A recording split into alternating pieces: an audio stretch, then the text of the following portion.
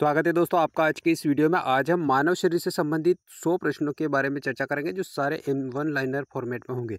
बढ़ते हैं अपन पहले प्रश्न की ओर। पहला प्रश्न है हमारा दोस्तों आज का, मानव शरीर में रक्त का रंग किसके कारण लाल होता है। दोस्तों मानव शरीर के रक्त का रंग किसके कारण लाल होता है, तो हीमोग्लोबिन के कारण ये रक्त का रंग लाल होता है। रक्त में ऑक्सीजन किसके द्वारा वहन की जाती है। दोस्तों हमारे रक्त में ऑक्सीजन किसके द्वारा, तो हीमोग्लोबिन के द्वारा वहन की जाती है, इसका आदान प्रदान किया जाता है। रक्त में कार्बन डाइऑक्साइड किस रूप में अधिक होती है, तो दोस्तों बाइकार्बोनेट आयन के रूप में रक्त में कार्बन डाइऑक्साइड होती है। रक्त का थक्का किस कमी से नहीं बनता है, तो दोस्तों विटामिन के की कमी के कारण ब्लड क्लोटिंग नहीं होती है, जिससे हमारे कटे हुए घाव पर लगातार रक्त बहता रहता है।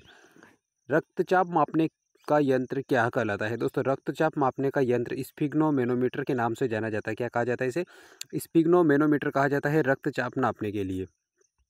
अगला प्रश्न, छठा प्रश्न, मानव शरीर में सबसे बड़ी ग्रंथि कौन सी है। दोस्तों हमारे मानव शरीर में सबसे बड़ी ग्रंथि जो है वो यकृत, उसे लीवर कहा जाता है। मानव शरीर का सबसे बड़ा अंग कौन सा है, तो शरीर का सबसे बड़ा अंग त्वचा है। पित्तरस का निर्माण कहाँ होता है, तो यकृत में पित्तरस का निर्माण होता है। पित्तरस का भंडारण कहाँ पे होता है, तो पित्ताशय में होता है, जिसे गाल ब्लेडर कहते हैं। इंसुलिन हार्मोन का निर्माण कहाँ पे होता है, इंसुलिन हार्मोन का निर्माण दोस्तों अग्नाशय में होता है। कहाँ पर होता है, अग्नाशय में इंसुलिन हार्मोन का निर्माण होता है। अगला प्रश्न, डायबिटीज़ किस हार्मोन की कमी से होता है। डायबिटीज़ जो है दोस्तों ये इंसुलिन की कमी से होता है। रक्त में श्वेत रक्त कणिका WBC का क्या कार्य है। दोस्तों हमारे जो रक्त में WBC है इसका कार्य है रोग प्रतिरोधक क्षमता को बढ़ाना। रोग प्रतिरोधक क्षमता को बढ़ाना हर WBC का प्रमुख कार्य है, हमें रोगाणुओं से बचाने का कार्य करता है। लाल रक्त कणिकाएँ RBC कहाँ पर बनती है, तो दोस्तों RBC अस्थि मज्जा में बनती है, इन्हें बोन मैरो कहा जाता है। रक्त में प्लेटलेट्स का क्या कार्य है, तो दोस्तों रक्त में प्लेटलेट्स का कार्य रक्त का थक्का जमाने का प्रमुख कार्य है। मानव शरीर की सबसे छोटी हड्डी कौन सी है, तो दोस्तों स्टेपिस नामक हड्डी है जो कि हमारे कान में पाई जाती है, ये मानव शरीर की सबसे छोटी हड्डी कहलाती है। अगला दोस्तों, मानव शरीर में सबसे बड़ी हड्डी कौन सी है, तो ये फीमर हड्डी है जो कि जांग में पाई जाती है, इसे उर्वस्ति के नाम से भी जाना जाता है। वयस्क मानव शरीर में कुल हड्डियों की संख्या कितनी होती है। दोस्तों एक वयस्क व्यक्ति में 206 हड्डियाँ होती है। बच्चे के शरीर में दोस्तों लगभग 300 से अधिक हड्डियाँ होती है, लगभग 300 हड्डियों की संख्या होती है, जो छोटा बच्चा होता है उसकी। मानव शरीर का सामान्यतः तापमान कितना होता है, तो दोस्तों 37 डिग्री सेल्सियस मानव शरीर के तापमान होता है। रक्त का पीएच मान को कितना होता है, दोस्तों रक्त का पीएच मान 7.4 होता है। 7.4 रक्त का पीएच मान होता है। नेक्स्ट प्रश्न, रक्त का संचार किसने खोजा था। रक्त संचरण किसने खोजा, विलियम हॉर्वे के द्वारा खोजा गया था। रक्त का शुद्धिकरण कहाँ पे होता है, दोस्तों गुर्दा यानी किडनी में रक्त का शुद्धिकरण होता है। मनुष्य के हृदय में कितने कक्ष होते हैं, दोस्तों 4 कक्ष होते हैं। हृदय को ढकने वाली झिल्ली को क्या कहते हैं, हमारे हृदय को ढकने वाली झिल्ली को पेरिकार्डियम कहा जाता है। क्या कहते हैं उसे, पेरिकार्डियम। रक्त को शुद्ध करने वाली इकाई क्या कहलाती है, दोस्तों रक्त को शुद्ध करने वाली इकाई को नेफ्रॉन कहा जाता है। नेफ्रॉन रक्त को शुद्ध करने वाली इकाई कहलाती है। नेक्स्ट प्रश्न, गुर्दे की कार्यात्मक इकाई क्या है, दोस्तों नेफ्रॉन गुर्दे की कार्यात्मक इकाई है। लाल रक्त कणिका का जीवनकाल कितना होता है, तो लाल रक्त कणिकाओं का जीवनकाल दोस्तों 120 दिन का होता है। प्लेटलेट्स का जीवनकाल कितना होता है, 7 से 14 दिन का लगभग प्लेटलेट्स का जीवनकाल होता है। श्वेत रक्त कणिकाओं का जीवनकाल कितना होता है, तो 12 से 20 दिन तक का श्वेत रक्त कणिकाओं का जीवनकाल होता है। रक्त का तरल भाग क्या कहलाता है, तो इसे प्लाज्मा कहा जाता है। रक्त का तरल भाग क्या कहलाता है, प्लाज्मा कहलाता है। नेक्स्ट प्रश्न, रक्त का सबसे बड़ा घटक क्या है, दोस्तों रक्त का सबसे बड़ा घटक प्लाज्मा कहलाता है। मानव शरीर में सबसे बड़ी धमनी कौन सी होती है, महाधमनी, जिसे अरोटा कहा जाता है। मानव शरीर की सबसे बड़ी धमनी महाधमनी। सबसे बड़ी शिरा कौन सी होती है मानव शरीर में, तो दोस्तों सबसे बड़ी शिरा वेना कावा शिरा मानव शरीर की सबसे बड़ी शिरा होती है। रक्त शुद्धिकरण करने वाली कृत्रिम विधि क्या कहलाती है, दोस्तों रक्त शुद्ध करने की प्रक्रिया को डायलिसिस कहा जाता है। रक्त का द्रवण कौन करता है, तो दोस्तों रक्त को द्रवण कौन करता है, हिपेरिन करता है, हिपारिन नहीं, यहाँ पे हिपेरिन करता है। नेक्स्ट प्रश्न, हृदय का पेसमेकर का भाग कौन सा है, दोस्तों हृदय का जो हमारा हार्ट है, हार्ट का हृदय का पेसमेकर का भाग कौन सा है, तो दोस्तों SA नोड है। एक वयस्क मानव का हृदय औसतन कितनी बार धड़कता है प्रति मिनट, तो दोस्तों 1 मिनट में लगभग 72 बार धड़कता है। मानव शरीर का कौन सा अंग रक्त बैंक कहलाता है, तो दोस्तों प्लीहा को यानी स्प्लीन को मानव शरीर का रक्त बैंक कहा जाता है। प्लीहा का कार्य क्या है, दोस्तों प्लीहा का कार्य है RBC का भंडारण करना। रक्त में RBC की संख्या कितनी होती है, तो दोस्तों 5 मिलियन प्रति mm³ के बराबर RBC की संख्या होती है। अगला प्रश्न 41वां, रक्त में WBC की संख्या कितनी होती है, दोस्तों खून जो है ब्लड, इसमें वाइट ब्लड सेल्स की संख्या कितनी होती है? तो 6000 से 8000 प्रति की पावर 3 के बराबर रक्त में WBC की संख्या होती है। रक्त में प्लेटलेट की संख्या कितनी होती है? तो दोस्तों रक्त में प्लेटलेट्स की संख्या 1.5 लाख से 4.5 लाख के लगभग होती है। मानव शरीर में लार में कौन सा एंजाइम पाया जाता है? तो इमाइलेज आइलम एंजाइम पाया जाता है। मानव शरीर में की जो लार है उसमें इमाइलेज एंजाइम पाया जाता है। भोजन का मुख्यतः पाचन कहाँ पर होता है? भोजन का पाचन दोस्तों मुख्यतः छोटी आंत में होता है। फैट यानी वसा जिसका पाचन कौन करता है? तो दोस्तों लाइपेज वसा का पाचन करता है। अगला प्रश्न, प्रोटीन का पाचन कौन करता है? दोस्तों प्रोटीन का पाचन पेप्सिन करता है। कार्बोहाइड्रेट का पाचन कौन करता है? तो कार्बोहाइड्रेट का पाचन इमाइलेज करता है। इंसुलिन का कार्य क्या है? इंसुलिन का कार्य दोस्तों रक्त में शर्करा का नियंत्रण करना। एड्रेनालिन हार्मोन क्या कहलाता है? आपातकालीन हार्मोन कहा जाता है। इसे क्या कहा जाता है? एड्रेनालिन हार्मोन को आपातकालीन हार्मोन कहा जाता है। थायरोक्सिन हार्मोन का निर्माण कहाँ पर होता है? तो थायराइड ग्रंथि में थायरोक्सिन हार्मोन का निर्माण होता है। अगला प्रश्न, दोस्तों वीडियो के 50 प्रश्न यानी आधे प्रश्न हो चुके। वीडियो पसंद आ रहा है तो वीडियो को लाइक कर लीजिए। चैनल पर अगर आप नए हो तो चैनल को सब्सक्राइब कर लीजिए। बढ़ते हैं 51वें प्रश्न नंबर पर। 51वां है प्रश्न हमारा, आयोडीन की कमी से कौन सा रोग होता है? तो ग्वाइटर रोग होता है। हड्डियों के जोड़ने वाले ऊतक को क्या कहा जाता है? तो दोस्तों इनको लिगामेंट कहा जाता है। हड्डियों के जोड़ने वाले ऊतक को लिगामेंट के नाम से जाना जाता है। हड्डियों और मांसपेशियों को जोड़ने वाले ऊतक क्या कहलाते हैं? दोस्तों हड्डियों और मांसपेशियों को जोड़ने वाले ऊतक जो है उन्हें टेंडन के नाम से जाना जाता है। दोनों प्रश्न इंपॉर्टेंट है दोस्तों। हड्डियों को जोड़ने वाले ऊतक को लिगामेंट कहा जाता है और हड्डी और मांस को जोड़ने वाले ऊतक को टेंडन कहा जाता है। रक्त की लालिमा किस कारण से होती है? दोस्तों रक्त की लालिमा यानी लाल रंग हीमोग्लोबिन की वजह से होती है। आरबीसी कहाँ पर नष्ट होती है? दोस्तों प्लीहा में आरबीसी नष्ट होती है। इसे इसका कब्रिस्तान या कब्र कहा जाता है। अगला, आरबीसी में कौन सी कोशिका नहीं होती है? दोस्तों आरबीसी में कौन सी कोशिका नहीं होती? नाभिक कोशिका नहीं होती। मानव शरीर में ऑक्सीजन का परिवहन कौन करता है? तो हीमोग्लोबिन करता है। श्वसन की प्रक्रिया कहाँ पर होती है? फेफड़ों में होती है। मनुष्य में कितने फेफड़े होते हैं? 2 फेफड़े होते हैं। फेफड़े का कौन सा भाग श्वसन की इकाई कहलाता है?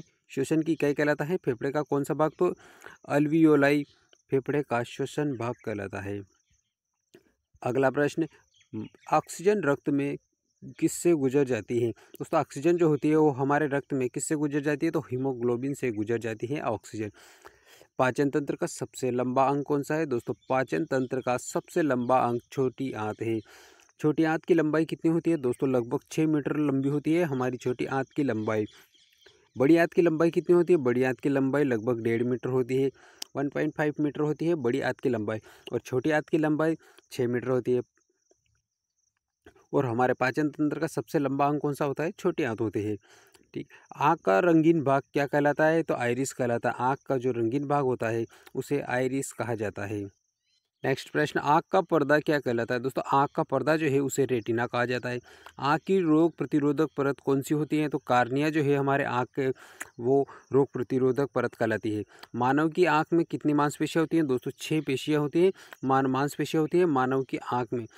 6 मांसपेशियाँ होती हैं मानव की आँख में। मनुष्य में कितने दांत होते हैं? दोस्तों 32 दांत होते हैं। दूध के दांतों की संख्या 20 होती है। अगला, मानव शरीर का सबसे कठोर पदार्थ कौन सा होता है? दोस्तों दांतों का एनामेल जो है ये मानव शरीर का सबसे कठोर पदार्थ होता है।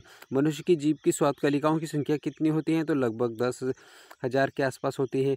जीभ पर खट्टा स्वाद कहाँ पर महसूस होता है? दोस्तों जीभ पर खट्टा स्वाद किनारों पर महसूस होता है। किनारों पे दोस्तों साइड में जीभ का खट्टा स्वाद महसूस होता है। और जीभ का मीठा स्वाद कहाँ पर होता है? तो अग्रभाग यानी सामने वाले भाग पर हिस्से पर जीभ का मीठा स्वाद महसूस होता है। और कड़वा स्वाद कहाँ पर महसूस होता है जीभ पर? तो हमारी जिह्वा पर पीछे आगे वाले हिस्से पर कड़वा भाग महसूस होता है।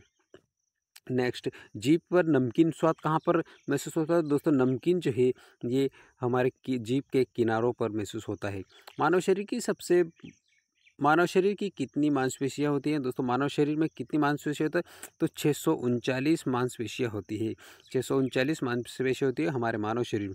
सबसे बड़ी मांसपेशी कौन सी है? तो दोस्तों ग्लूटियस मैक्सिमस सबसे बड़ी मांसपेशी है। ग्लूटियस मैक्सिमस सबसे बड़ी मांसपेशी कहलाती है।